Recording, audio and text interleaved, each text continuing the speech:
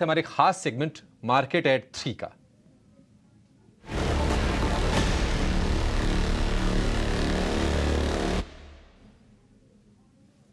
हमारे सहयोगी गौरव जावलकर जुड़ गए हैं। गौरव, बताइए आज कहां पर एक्शन हो रहा है? जी हाँ, तो आज मार्केट एट 3 में सबसे पहले शुरुआत करते हैं आरवीएनएल के साथ, क्योंकि कंपनी जो है वो लोवेस्ट बिडर के रूप में इमर्ज होते हुए देखने को मिल रही है। और जो दो ऑर्डर्स उसको जहाँ पे लोवेस्ट बिडर है उसकी टोटल वैल्यू जो है वो 678 करोड़ की होने वाली है। तो एक ऑर्डर जो है वो साउदर्न रेलवे से मिलने वाला है जिसका ऑर्डर 239 करोड़ का होगा, और दूसरा ऑर्डर जो है जहाँ पे वो लोवेस्ट बिडर है वो जो है वो redevelopment of Thiruvananthapuram central railway जो है उसके लिए, जिसका वैल्यू जो है वो 439 करोड़ का है। और इसी के चलते हुए हमने देखा कि स्टॉक में भी एक तेज़ी देखने को मिली थी।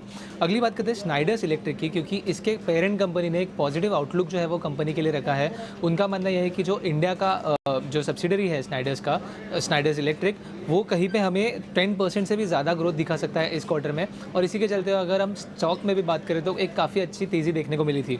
अगली बात करते हैं जीपीटी इंफ्रा की, क्योंकि हाल ही में हुए एक इंटरव्यू के दौरान जो कि ईटी नाउ के साथ ही हुआ था, उसमें मैनेजमेंट ने काफ़ी स्ट्रॉन्ग कमेंट्री दिया है। तो उनका मानना है कि कहीं पे रेवेन्यू जो है वो 20 to 25% केगर ग्रोथ के साथ बढ़ सकता है अगले 3 सालों में। और इसी के साथ साथ कंपनी कहीं पे 13% का एबिटडा मार्जिन जो है वो भी मेंटेन कर सकती है। और इसी के चलते हुए अगर हम स्टॉक में भी देखें तो एक तेज़ी देखने को मिली थी।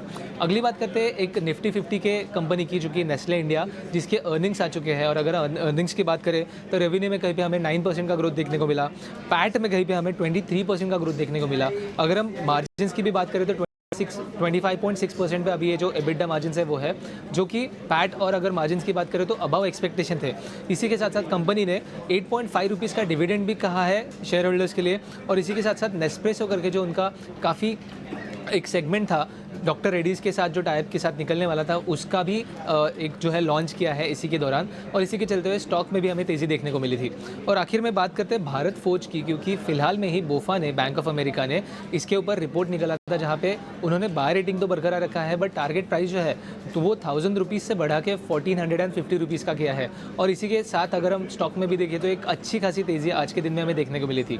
तो आगे जाके ये स्टॉक्स में हमारी नज़र बनी रहेगी, क्योंकि एक काफ़ी अच्छा मोमेंटम आज के दिन में हमें इन स्टॉक्स में न्यूज़ के बेसिस पे देखने को मिल रहा है। ठीक है, बहुत शुक्रिया आपका। थैंक यू वेरी मच गौरव, ये सभी स्टॉक्स पर बताने के लिए। एक दो शेयर जरा और चेक करते हैं। ऑलरेडी हमने आपको आइडिया और इस तरह के शेयर्स आपको नोटिस करवाए हुए हैं।